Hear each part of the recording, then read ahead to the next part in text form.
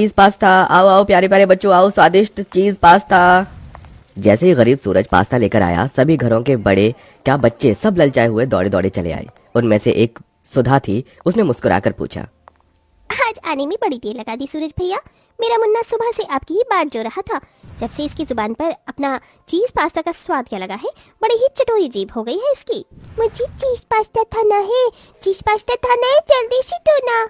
अले ले ले, मेरा मुन्ना को चीज पास्ता खाना है। अच्छा ये लो। सूरज का स्वभाव बहुत ही हंसमुख था।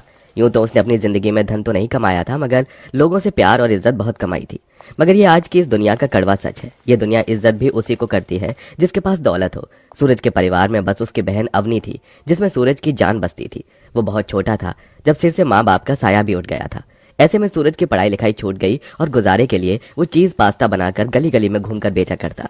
दिन भर पास्ता बेचकर घर लौटते रास्ते में उसने भगवान का धन्यवाद दिया। भगवान की दया से आज तो सारा पास्ता बिक गया, कमाई भी अच्छी हुई है। तभी सूरज हलवाई की दुकान देखकर रुक गया। अवनी को रसमलाई कितनी भाती है, उसके लिए खरीद लेता हूँ, देखेगी तो खुश हो जाएगी। कहो भाई क्या दूं? ये रसमलाई कितने की दी? एक 50 रुपए की पड़ेगी। अच्छा तो फिर 2 दे देना। अपनी बहन की खुशी के लिए सूरज सीधे 100 रुपए की रसमलाई खरीद लेता है, जबकि वो 1-1 रुपए भी कमाने के लिए दिन भर तपती धूप में गली गली घूमता था। जैसे ही वो घर पहुंचा तो अवनी गुस्से से भरी झोपड़ी के बाहर बैठी थी। अरे छोटी, तू घर के बाहर क्यों बैठी है? हवा खाने तो बैठी नहीं होंगी ना भैया।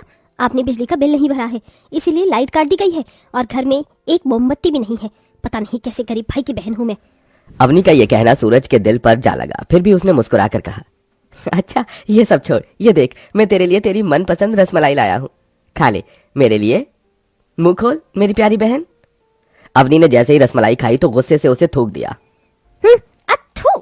क्या हुआ बहन, रसमलाई अच्छी नहीं क्या? अरे किस 2 कौड़ी की दुकान से खरीद कर लाई हो ये? डालडे का स्वाद आ रहा है इसमें। जितने करीब तुम हो उतनी ही घटिया तुम्हारी लाई हुई मिठाई। ये कहकर अवनी पैर धमकते अंदर चली गई। यूं तो इस दुनिया में भाई बहन का बंधन सबसे अटूट होता है, मगर अवनी अपने भाई सूरज के स्वभाव से एकदम अलग थी। वो अमीरी भरी जिंदगी जीना चाहती थी। वो अपने कॉलेज में पढ़ने वाले अमीरों की देखा देखी करती, जैसे छोटे कपड़े पहनना, घूमना फिरना। बावजूद इसके सूरज खुद में ही दोष ढूंढता था। वो रात भर झोपड़ी के ओट पर बैठे रोता रहा। मैं अपनी बहन को एक अच्छी जिंदगी नहीं दे सकता। अब से मैं गली गली घूमकर नहीं बल्कि बाजार में चीज पास्ता बेचूंगा और कल बिजली का बिल भर दूंगा सबसे पहले, ताकि मेरी बहन को पढ़ने में तकलीफ ना हो। यूं ही वक्त गुजरता गया। सूरज पूरे दिन बाजार में खड़ा रहता और चीज पास्ता बेचता। थोड़े दिन बाद सूरज अवनी के लिए रिश्ते देखने लगा। उस दिन अवनी गुनगुनाते हुए पर्स टांगे ऊंची सैंडल में घर आई। ला ला ला ला ला ला ला ला। सूरज ने तस्वीर दिखाते हुए कहा, अवनी ये देख, मैंने तेरे लिए ये कुछ रिश्ते देखे हैं। ये लड़का गांव के सरकारी स्कूल में मास्टर है और एक ये दूसरा, ये बैंक में चपरासी के पद पर है। तू बस हाँ कर दे।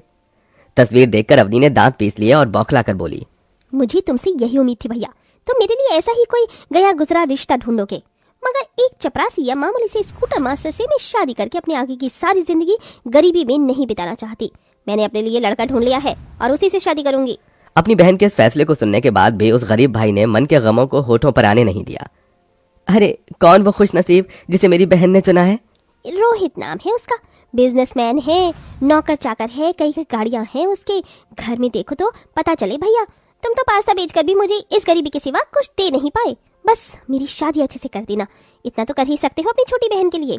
सूरज ने डबडबाई आंखों से अपनी बहन की ओर देखकर कहा, तू चिंता मत कर बहन, तेरा यह गरीब भाई तेरी शादी बड़े धूमधाम से करेगा, तू देखना। उस रात सूरज ने एक बक्से को खोला जिसमें कुछ पुराने नोटों की गड्डी थी। उसने उसे गिना और दुख जताते हुए कहा, इतने सालों से चीज पास्ता बेचकर भी, पाई पाई जोड़ने के बाद भी बस अब तक 20,000 ही है। फिर सूरज कर्ज लेकर बड़ी धूमधाम से बहन की विदाई करता है। अपना बड़ा सा आलीशान ससुराल देखकर अवनी खूब इतराती है।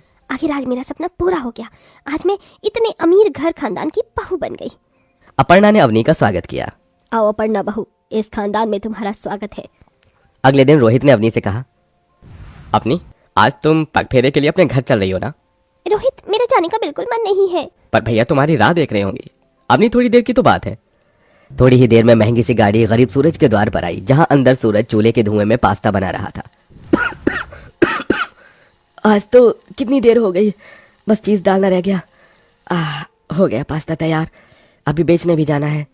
इतने में अवनी महंगी सी साड़ी और गहने पहने हाथों में पर्स टांगे अंदर आई। अपनी बहन को देखकर सूरज फूला नहीं समाया। नमस्ते सूरज भैया। अरे खुश रहिए रोहित बाबू।